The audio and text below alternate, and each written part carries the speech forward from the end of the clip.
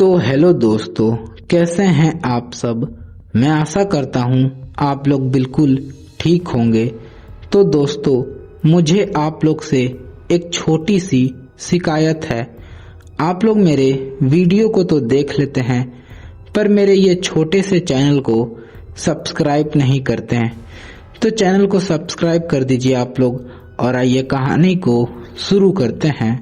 कहानी तो आप लोग बहुत सुने होंगे, लेकिन कुछ दास्तानें ऐसी होती हैं जो सिर्फ कान तक नहीं, रूह तक उतर जाती है।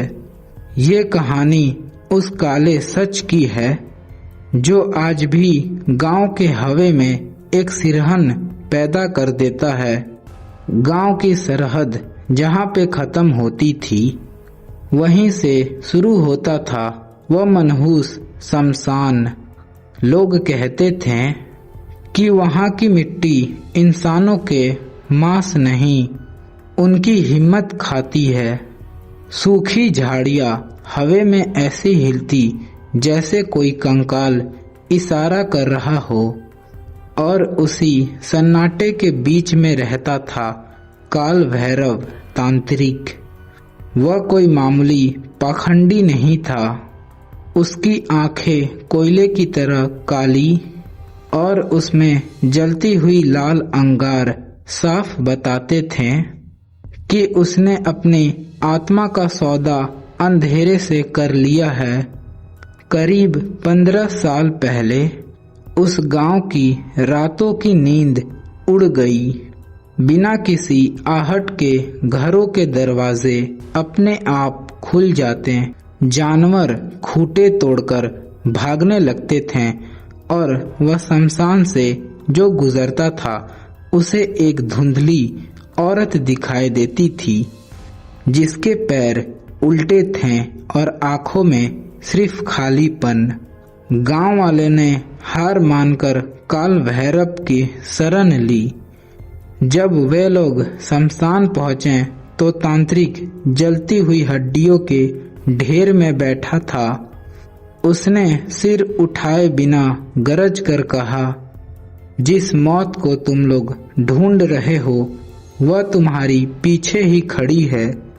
यह सुनकर सबके रोंगटे खड़े हो गए। तांत्रिक ने एक शर्त रखी, उस ना दिखाई देने वाली आत्मा को बांधने के लिए मुझे मध्यरात्रि में एक बलि का बकरा चाहिए, जो शमशान के बीच मेरे साथ बैठ सके। अमावस की वह काली रात युवा रवि, जो इन सब बातों को अंधविश्वास मानता था, हिम्मत दिखाकर आगे आया। रात के 12 बजते ही शमशान में सड़ांत फैलने लगी। तांत्रिक ने लाल सिंदूर से एक सुरक्षा चक्र बनाया और रवि को उसके अंदर बैठा दिया। याद रखना रवि, तांत्रिक फुसफुसाया, बाहर चाहे कयामत आ जाए, तुम इस रेखा को पार मत करना, वरना तुम्हारी चीख सुनने वाला भी कोई नहीं बचेगा। मंत्रों का जाप शुरू हुआ। स्टार एंड क्लीन कालिका, रक्त पिकासु जागता भवन। अचानक पास के चिता की राख बवंडर की तरह उठी। आसमान से बिजली कड़की और रवि ने देखा एक आधी जली हुई औरत, जिसका चेहरा मांसहीन था, हवा में तैरती हुई उसकी तरफ बढ़ रही थी। रवि का दम घुटने लगा। खौफनाक मोड़।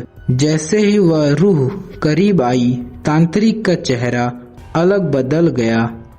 उसकी मंत्रों वाली आवाज अब एक पासवे कटहास में बदल चुकी थी। वह हंसते हुए बोला, मूर्ख लड़के, ये आत्मा तुझे मारने नहीं आई। इसे तो मैंने अपनी शक्ति बढ़ाने के लिए कैद किया था, पर इसे आजाद होने के लिए एक ताजा जिस्म चाहिए था, और तूने खुद को थाली में सजा कर पेश कर दिया। रवि को समझ आया कि तांत्रिक उसके सुरक्षा के लिए नहीं बल्कि सौदेबाजी के लिए बुलाया था। जैसे ही तांत्रिक ने तर्क शक्ति से वह चक्र को तोड़ा, वह रूह रवि की ओर लपकी। कुदरत का न्याय। लेकिन तभी एक चमत्कार हुआ। जैसे ही रूह रवि को छुआ, उसे तांत्रिक के धोखे का एहसास हो गया। वह रूह मुड़ी और तांत्रिक के गले पर अपनी बर्फीली हाथ जमा दी। तांत्रिक की चीखें पूरी शमशान में गूंज उठी। वह गिड़गिड़ाने लगा, मुझे छोड़ दो, मैं तुम्हें मुक्त कर दूंगा। पर रूह की आवाज किसी गहरी खाई से आते हुए मालूम हुई।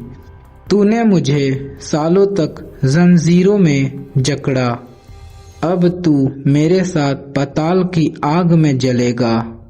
देखते ही देखते जमीन फटी और वह रूह तांत्रिक को लेकर जमीन में समा गई।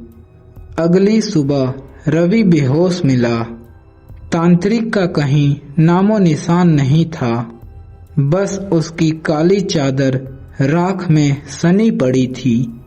आज भी वह शमशान से दो आवाजें आती है, एक वह औरत की सिसकिया और दूसरी काल भैरव की चीख, जो आज भी अपनी तंत्र के जाल में फंसा हुआ है। तो यह कहानी यहीं समाप्त होती है। कहानी आप लोग को कैसा लगा आप लोग कमेंट बॉक्स में मुझे बता दें, ताकि अगला कहानी मैं इससे भी डरावनी लाऊं। तो आज के लिए इतना ही, मिलते हैं नेक्स्ट वीडियो में। Bye bye.